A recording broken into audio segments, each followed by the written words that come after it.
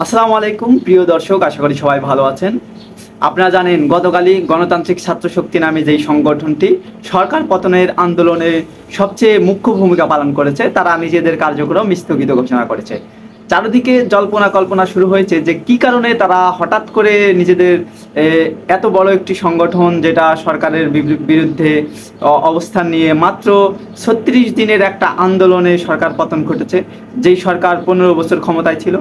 তো এদের এই রাজনৈতিক কৌশল এত তীক্ষ্ণ ছিল, তাহলে এরা হঠাৎ করে কেন নিজেদের কার্যক্রম বন্ধ করেছে?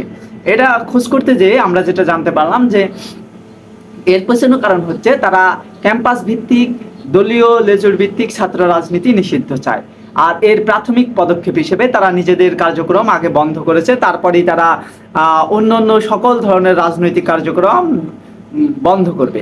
অর্থাৎ বিশ্ববিদ্যালয় কেন্দ্রিক যেই ধরনের রাজনৈতিক কমিটি দেওয়া হয় এবং বাংলাদেশের যতগুলো বিশ্ববিদ্যালয় আছে সবগুলাতেই একই রকম সিস্টেম, যে সেখানে দলীয় লেজুর ভিত্তিক রাজনীতি চর্চা হয়। তো এদের যেই আন্দোলনের 9টা এজেন্ডা ছিল, সর্বশেষ যে 9টা দাবি ছিল, এই দাবির মধ্যে অন্যতম একটি প্রধান দাবি ছিল যে বিশ্ববিদ্যালয়গুলোতে দলীয় লেজুর ভিত্তিক রাজনীতি বন্ধ। এই দলীয় লেজুর ভিত্তিক রাজনীতি বন্ধ করতে হবে, এটা যখন এখন সরকার পতন হয়েছে, এখন তারা এই দাবিতে সোচ্চার হয়েছে। এর জন্যই আপনারা দেখেছেন যে গত কয়েকদিন ঢাকা বিশ্ববিদ্যালয়ে বিভিন্ন মিছিল মিটিং হয়েছে এবং যারা আছে অর্থাৎ দলীয় রাজনৈতিক যে দলগুলো আর ছাত্র সংগঠনগুলো আছে, তারা রাজনীতি কার্যক্রম পরিচালনা করতে চায় এবং আহ্বায়ক সহ সাধারণ শিক্ষার্থীরা তারা চায় যে বিশ্ববিদ্যালয়ে যে কোনো ধরনের দলীয় লেজুর ভিত্তিক রাজনীতি না হোক।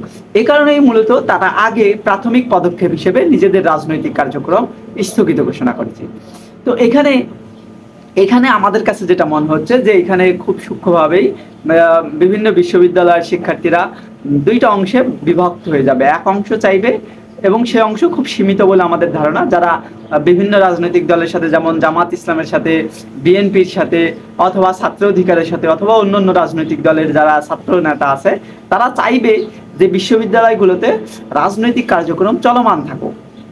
আর অন্যদিকে সাধারণ শিক্ষার্থীরা আশঙ্কা করছে যে আবার যদি রাজনৈতিক কার্যক্রম চালু হয়, ছাত্রদের যদি আবার সেই রাজনৈতিক কার্যক্রম চালু হয়, তাহলে এরা আবার গেস্ট রুম কালচার চালু করবে, গণরুম কালচার চালু করবে, আবার মিছিলে যাওয়ার জন্য সাধারণ শিক্ষার্থীদেরকে ফোর্স করবে।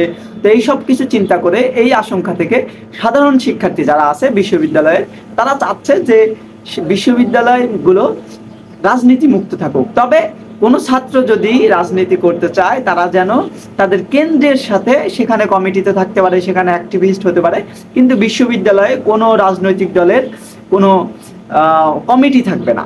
এটা সাধারণ শিক্ষার্থীদের বেশিরভাগ অংশ তারা চায়। আর শিক্ষার্থীদের একাংশ, অর্থাৎ যারা রাজনীতির সাথে যুক্ত আছে, তারা চায় যে ক্যাম্পাসগুলোতে রাজনীতি চলমান থাকুক।